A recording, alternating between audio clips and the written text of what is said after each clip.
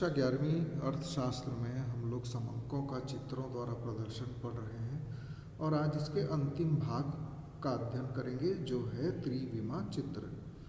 और ये एक बहुत छोटा सा भाग है और इसको हम लोग देखेंगे।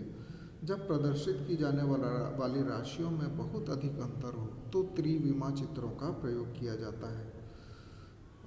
ध्यान में रखने वाली बात है, राशियों में बहुत अधिक अंतर हो तभी करते हैं। इसके लिए सबसे पहले संख्याओं का घनमूल क्यूब रूट निकालते हैं, फिर इस घनमूलों के अनुपात में भुजाएं लेकर उन पर चित्र बनाए जाते हैं।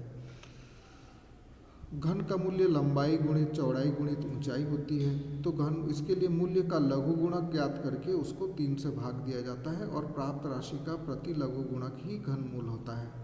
तो ये थोड़ा सा कठिन है। यहाँ पर व्यक्ति दिया हुआ है, आय दी हुई है, उसका घनमूल निकाले हैं। घनमूल में 1 सेंटीमीटर की एक भुजा माने हैं, इसमें 2 सेंटीमीटर घन की एक भुजा और इसमें 3 सेंटीमीटर। उसके आधार पर इन चित्रों को बनाया गया है। उसके बाद एक जो चित्रों का चौथा प्रकार है चित्रलेख और 5वां प्रकार है मानचित्र। तो ये चौथा जो प्रकार है चित्रलेख, ये परीक्षा में के दृष्टिकोण से बहुत ही इम्पोर्टेंट है और ये अक्सर परीक्षा में पूछा जाता है। चित्रलेख के अंतर्गत आंकड़ों को संबंधित वस्तुओं के चित्रों द्वारा प्रदर्शित करते हैं, जैसे जनसंख्या मनुष्य के चित्रों द्वारा, दूध का उत्पादन दूध के बर्तनों के द्वारा, पशुओं की संख्या पशुओं के चित्र द्वारा प्रदर्शित करते हैं। अर्थात जिस चीज़ को हमको दिखाना है उसी के प्रतिरूप को यहाँ पर चित्र बना देते हैं।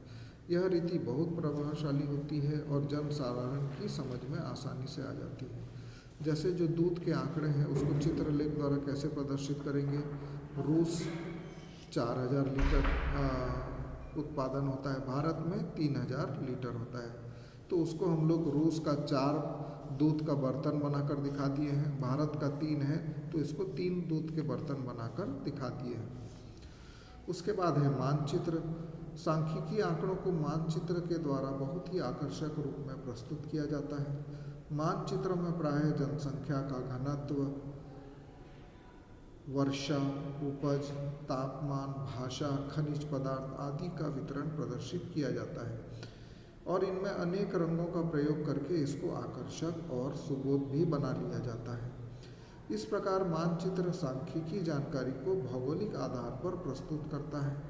अनेक तथ्यों को दिखाने के लिए अनेक संकेतों और चिन्हों का प्रयोग किया जाता है।